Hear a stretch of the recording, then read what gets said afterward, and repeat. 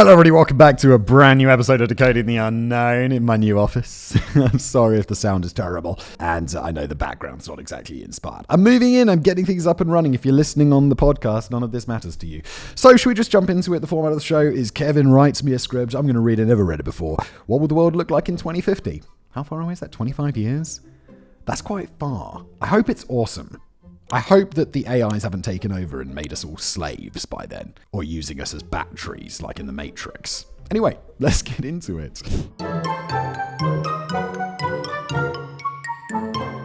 Even under the best of circumstances, predicting the future is incredibly hard. For example, in 2008, I said that Bitcoin was the stupidest thing I'd ever heard of and that it would never take off. While I'm still right about the first half, Bitcoin and other cryptocurrencies have indeed taken off in a big way.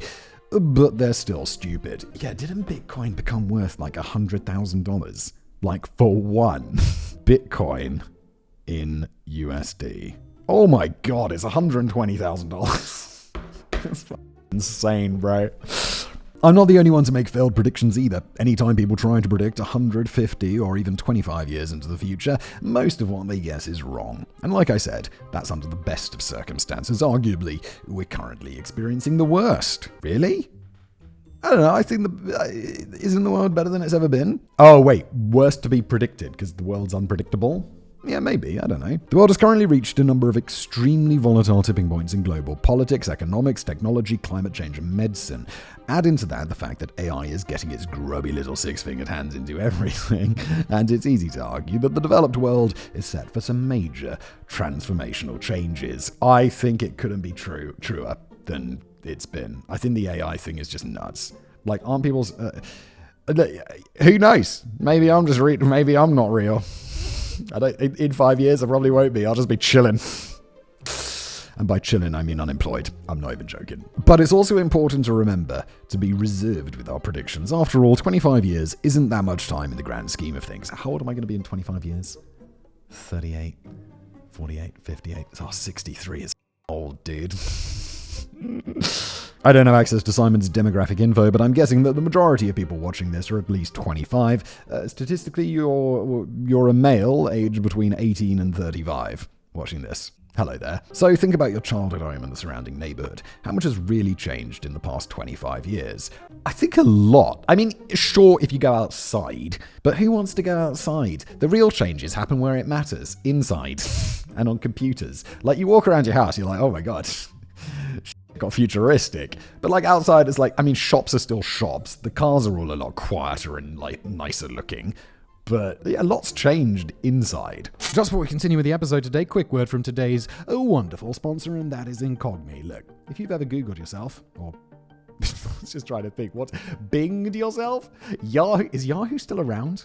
Yahoo'd yourself? I don't know.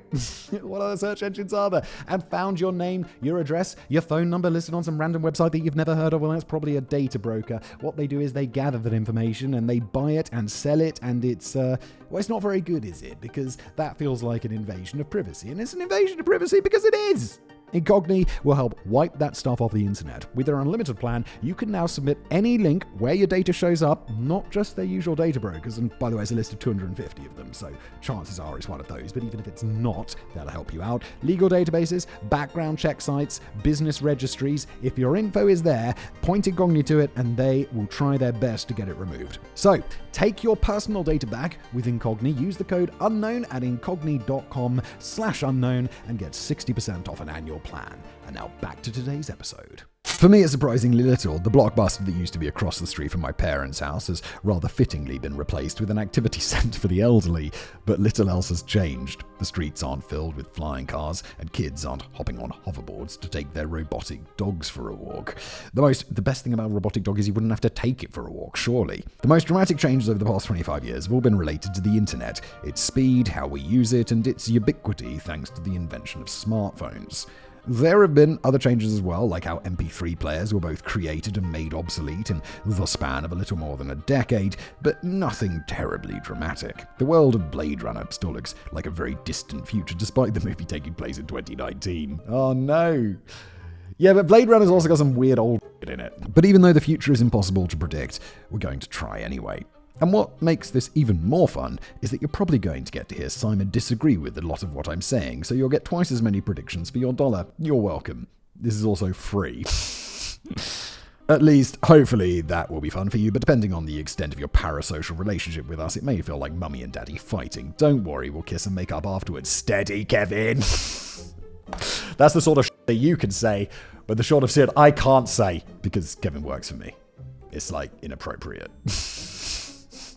Hitting on the bars? Totally fine. I welcome it, Kevin. I love you too. With that said, let's get on to some wild speculation about 2050. And we're going to start with a wild prediction that there's no chance Simon's going to agree with me about. AI will be everywhere, but ChatGPT is going to be illegal. Wait, I mean, yeah, I agree. AI is going to be everywhere. It's kind of already is everywhere, whether you know it or not. And ChatGPT, I don't think it's going to be illegal. I think the idea that in 25 years, ChatGPT in any sort of is going to be called ChatGPT or is going to be like ChatGPT. It's not. It's not going to be any. Imagine like 2 years ago, it couldn't get how many R's there are in strawberry right. And now it's like doing insane. But so I don't think it's going to be recognizable. For better or worse, there's no question that artificial intelligence is going to be a big part of our future. The technology that was once used to embarrass human chess players has expanded rapidly, and it will continue to do so. And honestly, there are a lot of great things that can be done with this. I guess technically, like, chess computers are artificial intelligence, but not in the large language models that we understand it today, or diffusion models that we have today. It's a bit different, but also I love how my phone can just destroy Magnus Carlsen. It's just like the greatest chess player who arguably has ever lived can just be dominated by a phone. Probably an iPhone 4. When did they get Stockfish running on the iPhone? It's just ridiculous. And the level of chess it plays is just beyond human. And honestly, there are a lot of great things that can be done with this, from manufacturing to supply chain logistics to medical diagnosis and even education. There's pretty much no limit to the number of ways that we'll use AI to improve the world around us. That said, I want to be very clear about this. Everything we use is still going to be narrow AI, the type of AI that's trained to do one specific task really well. We will absolutely not have general AI by 2050. Oh, well, general AI, or like, or super intelligence, or whatever you want. That's a moving target. I think if you asked someone from 2012 if what we had today in ChatGPT was general AI, I think they'd be like, yeah, I think it is. It seems pretty good. So I think that's a moving target, and I think it will always be. But do I think we'll have general AI super intelligence by 2050? Yeah, I completely disagree with Kevin on this one. I think the answer is definitely yes. Whether that is something that is smarter than us in all regards, no. There are people out there that think general AI could arrive in the next year or two, but I cannot possibly overstate how wrong they are. Hell, some even say we'll have super intelligence by 2030, which is insanity. It's really hard because the definition of this stuff is not clear yet. We haven't really arrived at a general definition for general AI. General AI, or AI with human-level intelligence across all applications, is simply not possible yet. Okay, so there's a definition. Do I think we're going to have something that is as good as humans at everything? No. Some things are really hard and very human-specific. Patterns, empathy, true creativity, I think. I think humor is something it's going to struggle with. But across the vast majority, 95% of shit we do, yeah, it's going to destroy us, and it's going to destroy us a lot before 2050. You'd basically have to create a digital version of the human brain from scratch to make that possible, and we don't know anywhere near enough about how our brains work to do something like that. Wow, you're really getting your money's worth with the number of words that I'm adding to this script today, but Jesus, I don't think that that's necessarily the path you have to follow. Like, we didn't create chess grandmaster level chess computers by them playing chess like we do. They destroyed us by just doing maths and being programmed with every game there's ever been played. We didn't need to understand how the human brain plays chess to make a computer that can beat us at it. We don't need to understand how the human brain works to make a computer that can make images through a diffusion model or whatever. Like, there's different way of achieving the same results. I don't think we're going to achieve super intelligence by replicating a human brain. Then we're just going to come up with human intelligence, and it's going to be really expensive to run. I could go off on a really long rant here about how narrow and general AI work and why general AI is probably at least 100 years away, but I'll refrain. However, despite the myriad of ways in which AI is going to be integrated into people's daily lives, I suspect things like ChatGPT and other generative AI will be either highly regulated or completely illegal. I know that idea breaks your heart, Simon, as I'm pretty sure you love ChatGPT more than you do your wife and kids. Hey, don't make me choose, Kevin. But there's a very legitimate reason that this would happen. Also, the issue is technically more about other generative AI than large language models, but I assume those would get caught up in any legislation anyway.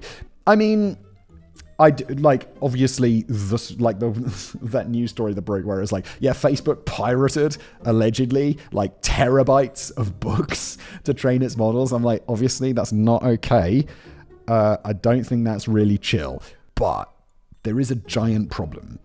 Competition, an international competition. Legislating this in, let's say, Europe, where I think it's most likely to get legislated, will just mean that America takes leaps and bounds ahead, or China. And I think the place is least likely to get regulated, because rising global power is China. And if it's regulated in the US, then China's just going to do it, and they're going to absolutely trample on everyone else. Either way, we're currently living in a post-truth world. This phrase actually goes back about 2 decades that became more widespread in 2016. Basically, we're living in a world where reality is much less important than what people choose to believe, and politicians around the world have been playing into this by knowingly repeating easily disprovable lies as facts. There is a paragraph where I couldn't agree with Kevin more. This became even more prominent with the creation of ChatGPT and other generative AI tools. The majority of deepfake content that currently exists is fake celebrity porn. Some things never change, but where porn goes, the rest of the world follows. Seriously, why do you think we all used VHS instead of Betamax and Blu-ray over HD DVD? It wasn't exclusively because those were the formats backed by the porn industry, but the industry did play a major role. Where porn goes, the rest of society follows. I recently heard that YouTube's thinking about introducing, I think this was public knowledge, YouTube's thinking about introducing where when you pause a video, there's no ad right now. There's just like a pause from the video. They're thinking of pausing. When you pause, an ad appears on the video screen. And they totally took it from porn. Porn leads the way. Regardless, generative AI has been used to create deepfake content that supports the narratives pushed by misinformation peddlers, making it easier for nefarious actors to undermine society by creating an alternate AI reality. You may think that AI images and videos are easy to spot, but remember, AI-generated content is currently the worst it will ever be. The technology is only going to improve, and it will be harder even for intelligent and skeptical people to tell the difference between authentic and artificially generated content. This presents a major problem for civilization. We've seen a global rise in authoritarianism, and these strongmen have heavily relied on telling the population to believe what they say rather than the thing those people see with their own eyes. Thanks to generative AI, they no longer have to do that, as fake content can be created as proof of the authoritarian lies. Realistically, the best way to combat this problem is to put an end to free speech absolutism. It's hard to imagine the United States ever going for that, though certainly not by 2050. So the next best step is to either heavily regulate or completely outlaw generative AI. I think there's going to be a way. It's tricky because it's going to get really, really good, but so are the detection tools. Although the detection tools for ChatGPT are kind of garbage. Oh, God, what a complicated mess. I don't think it's going to be illegal. I just don't think that's going to work because there's too much international competition. I do think we're going to run into enormous problems with it, though. And like what's real and what's not. And I think there's going to be like digital certificates or whatever. You know, there were fake websites and stuff. So you'd go to like, FedEx.com, but it would be fedax.com or something just a little bit different to trick you into putting in your bank details or whatever. But now there's like web certificates and stuff. I think there's going to be something similar for content, right? So we know what's real and we know what's not, at least the majority of the time. Unfortunately, the genie is already out of the bottle. Even if the technology was outlawed, it wouldn't be able to put a complete end to the problem of deepfake content muddying the waters of reality. Yeah, I mean, there's a lot I disagree with Kevin on that one. I think his timelines are off. I think shit moves way quicker than people think, and I think the way that it's going to happen is different to the way Kevin thinks. I think if it happened the way Kevin thinks, it would take as long as he says, but I don't think that's how it will happen. Yeah, but the rest of the stuff, the kind of bigger picture stuff, I completely agree with. It's really scary. Governments will finally take climate change seriously. Yeah, they will, because it will actually start seeing effects of it. I mean, we already do, but like proper serious flooding effects that cost them a lot of money to fix. It's the kind of that makes a government pay attention. Speaking of post-truth reality, there are a lot of politicians talking about what they refer to as the climate change hoax. Guys, it's 2025. Every scientist has agreed that this is real, other than a tiny, tiny percentage on the fringe, and maybe we should be listening to them. This is honestly a shame, because it's pretty incredible what humanity can do when they actually make a concerted effort. Remember that massive hole in the ozone layer? Some of you watching might have said no because you're too young to remember that it was a big deal. The hole in the ozone was discovered in 1985 by the Montreal Protocol, and the Montreal Protocol was signed in 1987 to address the problem. It banned the production and use of CFCs, except in very niche scenarios, and since then, global production of CFCs has decreased by over 99%. The hole isn't fully fixed, but it's been healing and is expected to be completely gone in the next few decades. Unfortunately, because big oil has a lot more money to throw at lobbyists than big refrigeration did, we did not see a similar global agreement to fully transition to clean and renewable energy with any sense of urgency. Which is a tragedy, and I think it's a huge mistake, but it is a slightly different situation. Because while CFCs were really valuable for like pressurizing our deodorants and, refrigeration, they were easily replaceable, relatively easily replaceable, as demonstrated by the fact that they've decreased by 99% in the last few decades. Oil is just a bigger ask, guys. The result has been global temperatures rising at faster rates than scientists originally anticipated, accompanied by increases in both the frequency and severity of natural disasters. This is only going to get worse in the coming years, but by 2050 we can expect to see governments finally taking the problem seriously. Of course, it will be too late by the point this finally happens, but we can expect it to finally happen because of some major ways the world is expected to change. For example, do you currently live in New Orleans or Miami? No, I don't. Well, you won't in 2050. Probably wouldn't in 2050 even if they were there. I went to Miami. It's fine. I found it a little bit tacky. New Orleans, I've not been to, but I imagine it could be more my vibe.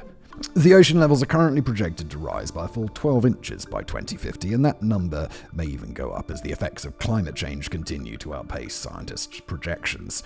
Neither of these cities is going to be fully submerged a la Atlantis, although parts of New Orleans will be permanently flooded. However, Miami, which is already subject to frequent flooding, will be flooded even more often from storms and high tides. The levees that keep New Orleans dry will be under increased stress, dramatically increasing the risk to the city if one of them breaks. When coastal cities start to become uninhabitable, governments will have no choice but to finally address climate change. Sometimes it's really got to punch them in the face, doesn't it, before you start doing anything. Christ. Or maybe not. People keep rebuilding houses in areas of California that are prone to wildfires, so maybe living in a house that is periodically completely submerged in the ocean will be considered a small price to pay for a beautiful coastal property. Yeah, I don't know. I don't think I'd like that. But again, yeah, would you rather it flooded or destroyed by fire? Probably. I know it's insane, but I want to say destroyed by fire. Because, look, I had a car accident a couple of years ago, or a year ago. It wasn't my fault. Someone just smashed into me. They pulled out of a junction and just weren't looking. And I'm like, in that way, you're kind of like, I hope my car's a write-off. It's like I like my car, but I really hope it's a write-off. Because then at least I get a new one that doesn't have car damage, that doesn't have crash damage on the Carfax. So, yeah, and then they're like, no, we're going to fix it. And it's going to be an enormously expensive fix that, it's not close to the value of the car, but it was a lot. And I'm still like, when I sell that car, yeah, it's got crash damage, so it's lost a bunch of value. And I'm like, well, if your house burns down, at least you get to start again. Rather than if it floods, you're kind of like just doing repairs and the wall's going to be moldy. It's just not good. It's unlikely the world will be off fossil fuels by 2050, as it still provides about 80% of the world's energy. Oh my god, can we please get sorted with nuclear? Nuclear is the solution to all our problems. Can we please, at least in the short term to medium term, can we please, let's just get nuclear. Those modular nuclear reactors, I want that everywhere. People in the comments be like, oh, nuclear energy is dangerous. Shut the up. But by 2050, that number will be under 50%, and ideally as low as 20% or so. Honestly, these numbers may be overly optimistic on my part. There will also be another major change in how the world looks, though. Currently, 55% of the world's population lives in urban areas. However, as coastal cities flood and warmer climates become more arid and prone to extended periods of drought, urban areas are expected to become flooded with climate refugees. Estimates vary, but from the numbers I've seen, people seem to agree that 68 to 75% of the population will live in urban areas by 2050, as large areas of land become essentially uninhabitable. Cities will not only be more crowded, but likely much more vertical as well. There are already skyscrapers and high-rise apartments, but we can expect these to become taller and more abundant. I think that's true whether it's climate change or not. Population expands, people move to cities, urbanization is a thing, buildings get taller, engineering improves, people like living high up.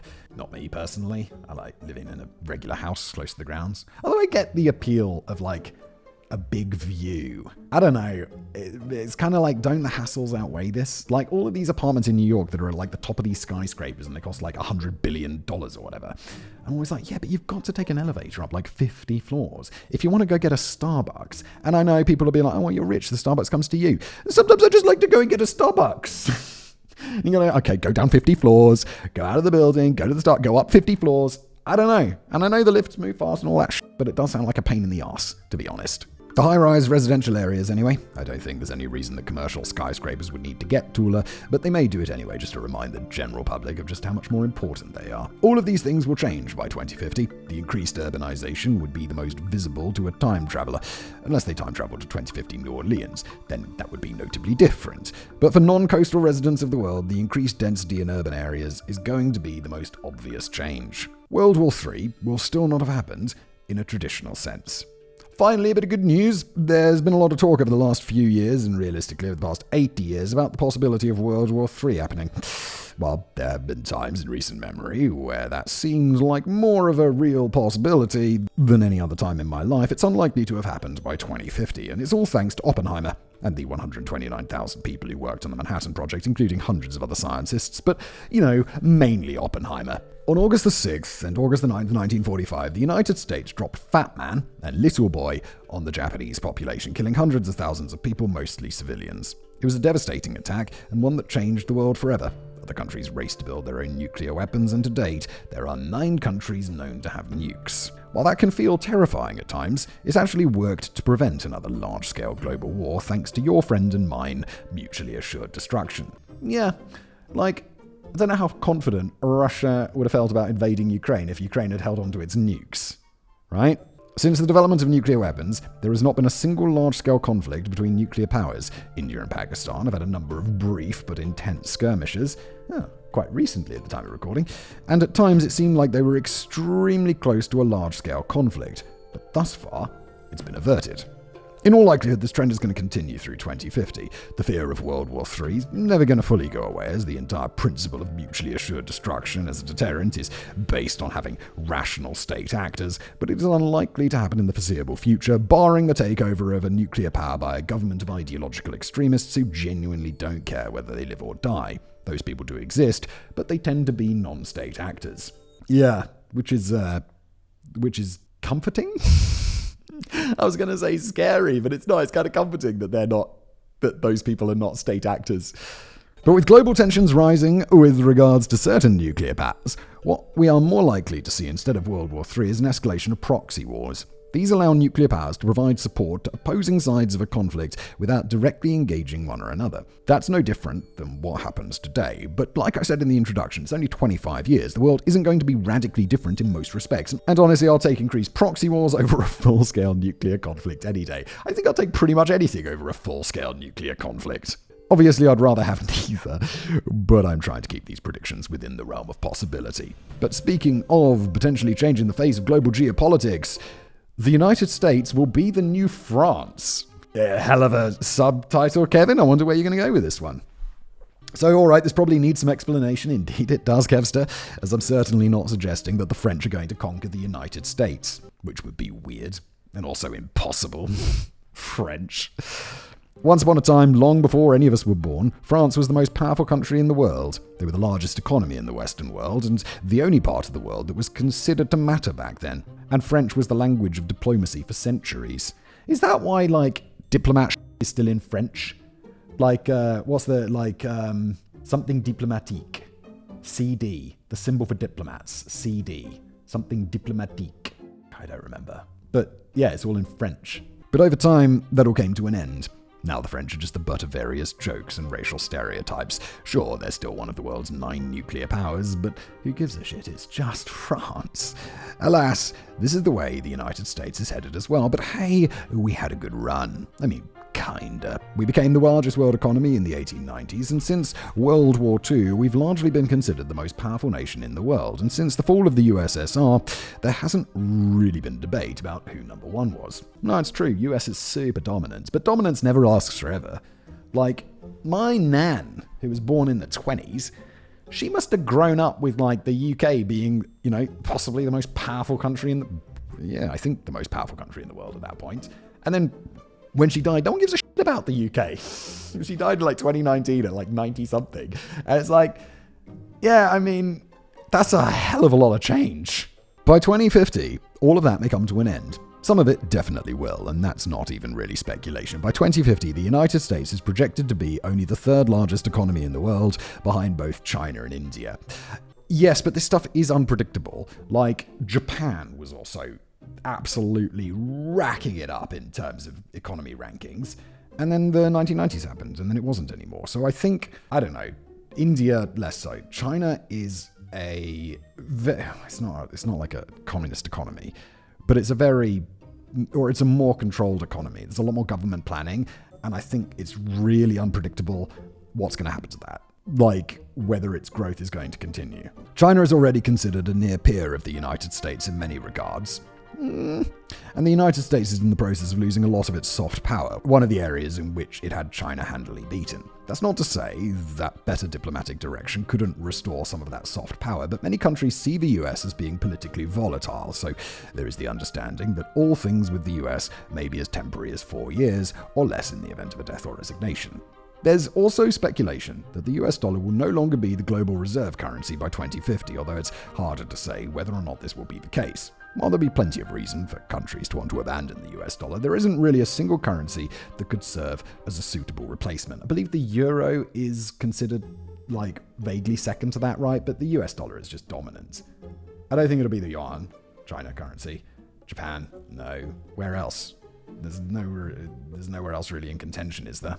It's sort of a catch-22. As if a nation were to dump all of its dollar reserves, that would cause the dollar to go down in value, thus losing them money. There are theories about either a multi-currency reserve or some sort of globalist currency, but those are complex enough solutions that I doubt they'll be worked out by 2050. Yeah, I don't think.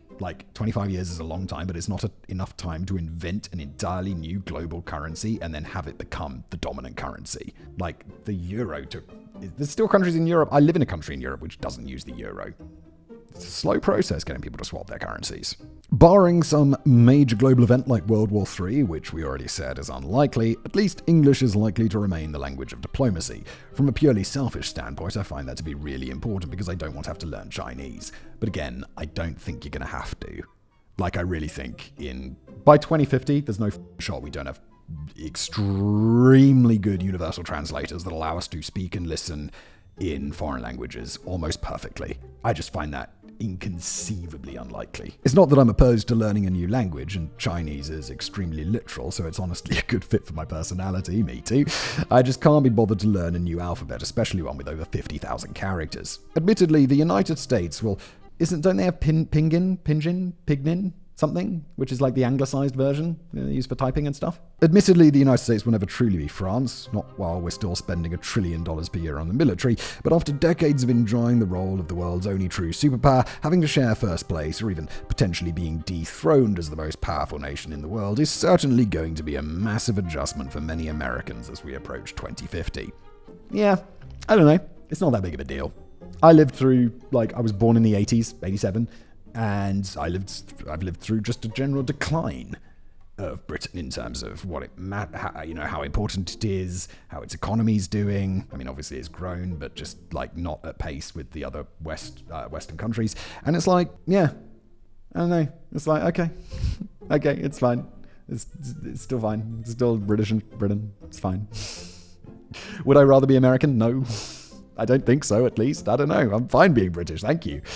I guess all that's left to do is enjoy global supremacy while we still can. As a rather depressing aside, though, there are currently turtles in the world that were born before the United States rose to dominance, and that will still be alive after we've been overtaken. The first moon base will have been built. I really hope so. But we've had a lot of almosts with moon bases and space exploration. Okay, enough boring shit like geopolitics. Let's get to the stuff you actually care about and probably expected when you requested this script. Cool future tech. No, I'm totally happy actually with what you've written so far. I feel like this has been one of the scripts where Kevin and I have had the biggest conversation so far. Do I have a parasocial relationship with Kevin? Oh my, maybe. I've never talked to Kevin on the phone. Oh, that's weird. There are currently 2 different projects to build bases on the moon, one by China and Russia, and one is the International Artemis program, which is being led by the United States. Both are planned to be built in the late 2030s, and while we can definitely expect there to be delays, it's a pretty safe bet that at least one will end up operational by 2050.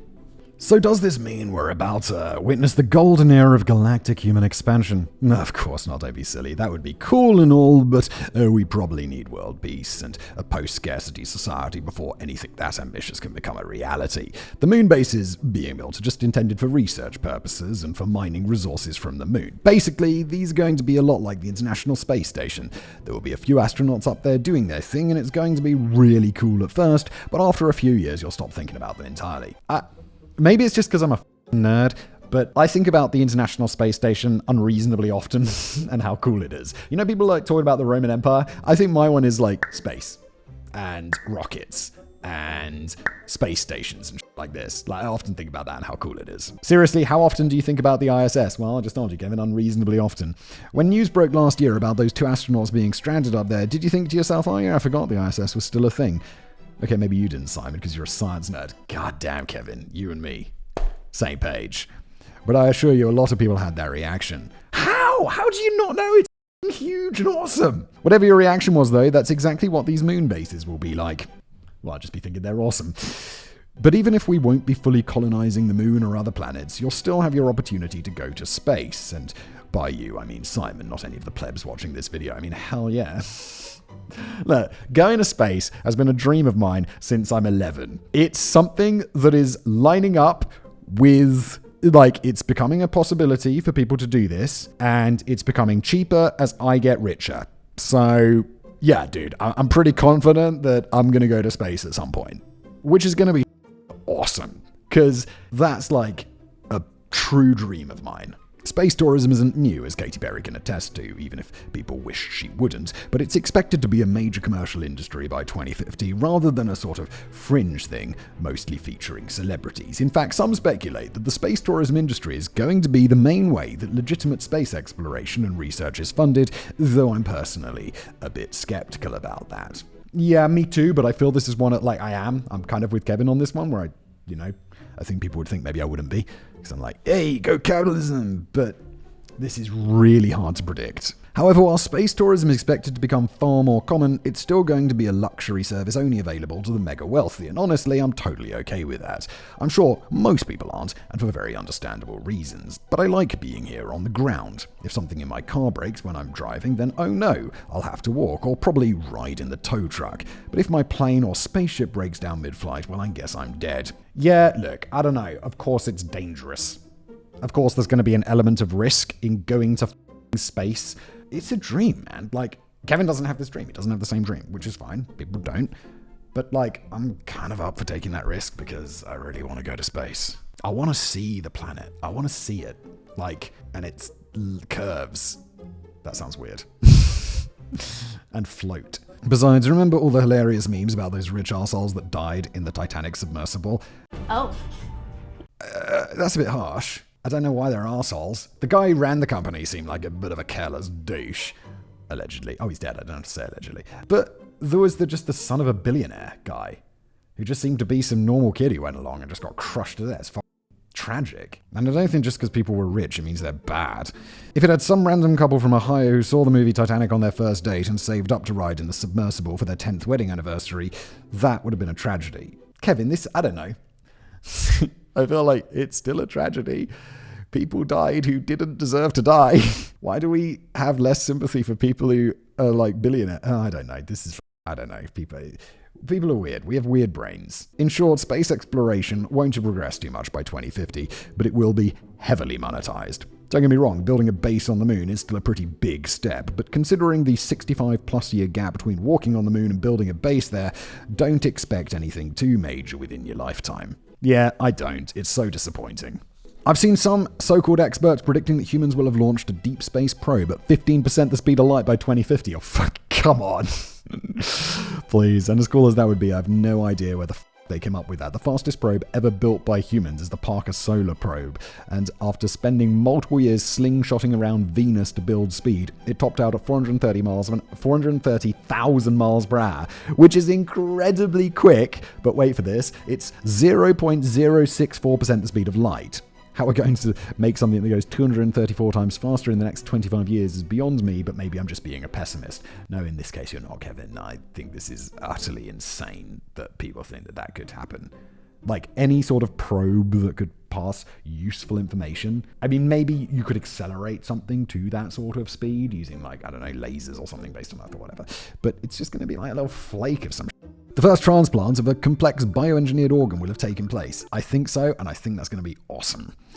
So let's move from pessimism to optimism, as this next prediction could truly revolutionize the world of healthcare. Organ transplants are a tricky thing. To start, you need organs to transplant, which means a person needs to die. That's not a great start, unless you're allegedly in China. Allegedly. That's not a great starting point, especially since you generally want to harvest organs from young, healthy people who died suddenly in a car crash or something. We do still take organs from people who die of old age, especially if they were in generally good health, but these are usually used for people who will have a short life expectancy, even with a transplant. Getting organs is just the first step, though. You need an organ that is the right size, the right blood type, and that is geographically close to you, as organs for transplant have a very short shelf life. This creates the frustrating problem that people have to wait years for an appropriate organ to become available, despite the fact that about 20% of donated organs are unused because they expire before they can be transplanted into someone. Yeah, this whole thing's a mess. And even if you do get a donor organ, there's still the issue of rejection. Our bodies reject anything that isn't supposed to be inside them, which includes organs from someone else's body. People who receive organ transplants typically have to spend the rest of their lives taking expensive immunosuppressants to prevent rejection, but these drugs also increase the risk of other illnesses, since their entire goal is to weaken the immune system. What if there was a better way? What if you could receive a new organ that was made using your own cells? Oh my god. Thus eliminating the risk of rejection. Not only would these organs be a perfect match, but they wouldn't be reliant on lucky timing in order to receive a transplant because they're made to order. Well, that is what researchers have been working on for the past several years, and by 2050, it may be a real possibility. There are a couple of ways to grow these organs. One is to create an artificial scaffolding in the shape of the necessary organ. The other is to take an existing organ, flush it with detergent to remove any cells. Sounds very unscientific. And then use that as scaffolding. In the early 2000s, researchers from Japan figured out how to turn a person's skin cells into stem cells. So by cultivating a person's stem cells inside the scaffolding, they can be used to grow an organ specifically for that person. And since the scaffolding would either be artificial or from one of many hollowed out organs, finding one that's the right size is no longer going to be an issue. It's super cool. While this research has been promising, actually growing a full organ has been rather difficult. And the more complex the organ is, the more barriers there seem to be in making this dream a reality. Currently, the two biggest issues are scale and functionality. Growing a bunch of stem cells in a petri dish is easy, but getting them to grow on the scaffolding has been quite a bit harder. Researchers have been able to grow miniature pieces of organs, but not really a full organ yet. Yeah, but I feel this comes and like, there's great progress here. I just think it's just a matter of time before they figure that out. Also, aren't there like two types of stem cells? And one's better at this shit than the ones that we can actually make? But I really think we're going to crack this. And even once it's grown, it still needs to work. It's believed that they need to find a way to replicate the conditions of being inside a person's body to stimulate these organs to actually function instead of just being blobs of cells. But so far, this hasn't happened yet. Wait, this is going to sound crazy. But aren't there people who are like brain dead, who they're going to take off the machines, right? Those people are brain dead. Can't we put if they've got a liver, right? Take the liver out, put the new liver in, give that person some anti-rejection drugs, get that liver kick-started, then chop it out of them and put it in the other person, and then just do it again and again. That person's brain dead. They don't know. They don't feel anything. They're not even really alive. Although Now I think about it, I feel weird if I donated my body to science and I was just like the liver starter guy. They're just constantly swapping me in new livers. It'll probably be still in experimental phases rather than common practice, but by 2050, it's likely that researchers will have made the necessary breakthroughs to perform the first transplant of a complex organ that was engineered in this way. As promising as that sounds, unfortunately, it does not mean you'll get to live forever. I've seen some wild predictions that by 2050, modern medicine will have made humans biologically immortal, and that's just downright silly. Yeah, like I'm pretty optimistic about this stuff, but I think biological immortality in 25 years, please. Unless we get that AI thing sorted, which I also think is unlikely. There's a whole lot of research into aging and how to prevent it, and current data shows that no matter what you do, the human body has a roughly 125-year maximum lifespan. It might push as high as 150, but even that's doubtful.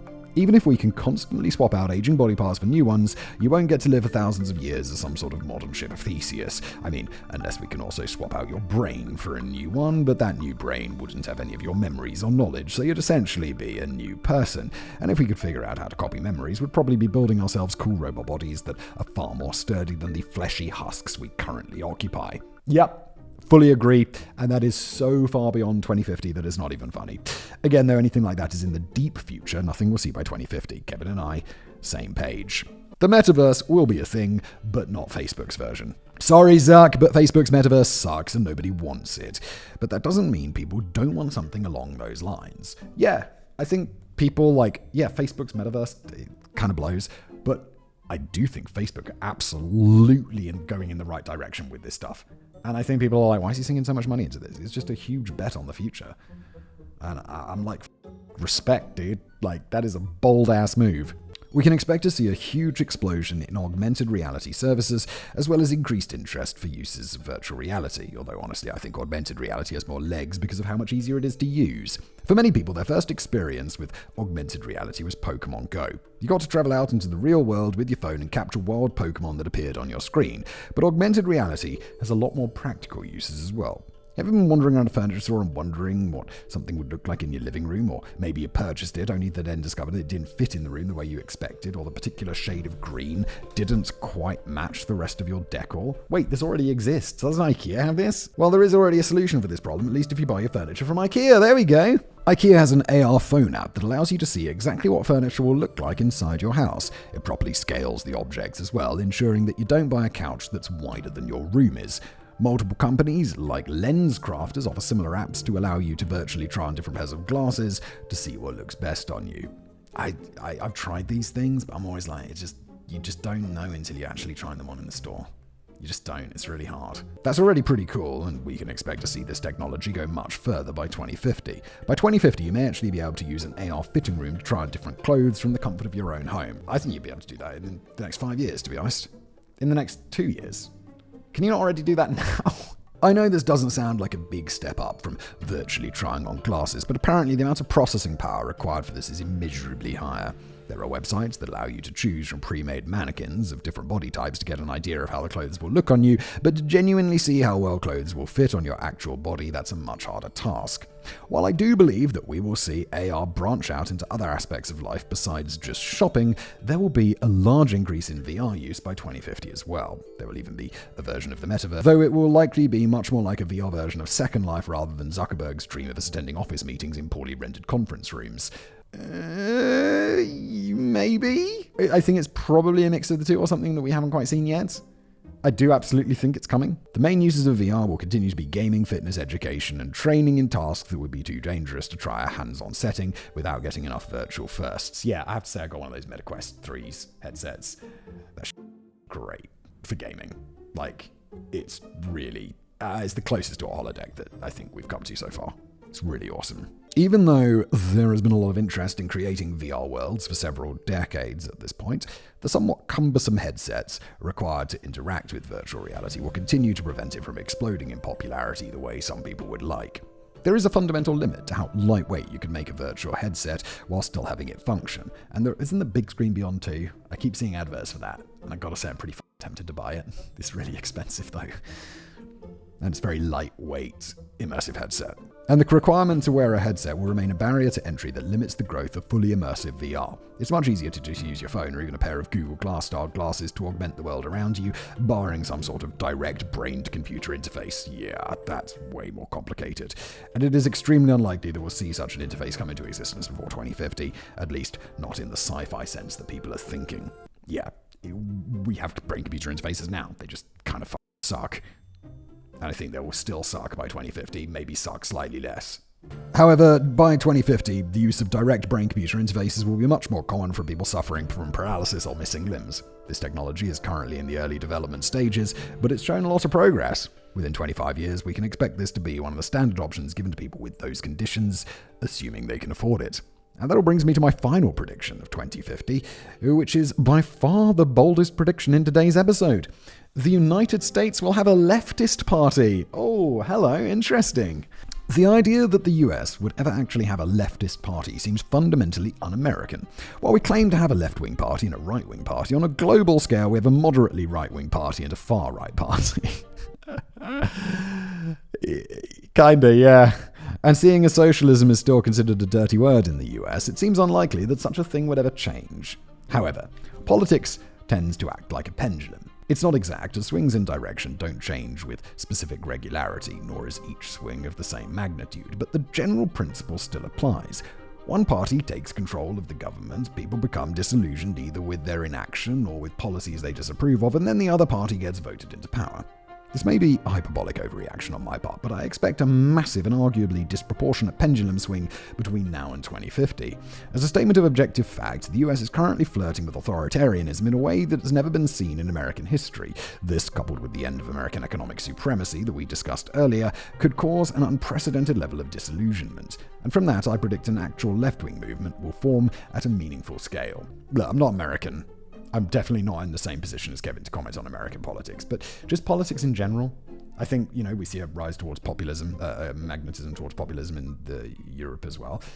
I think rather than a swing to the extreme left, I think we'll see maybe a move to the left at some point, but nothing too much, and then just a move back to center as everyone's like, ugh, the extremes suck. And I don't think we need to head to either extreme to realize, fully to realize that the extremes suck and we'd rather be in the center. Whether this represents an evolution of the Democratic Party or a new third party that's actually capable of competing with the current institutional giants on a national level, I can't say.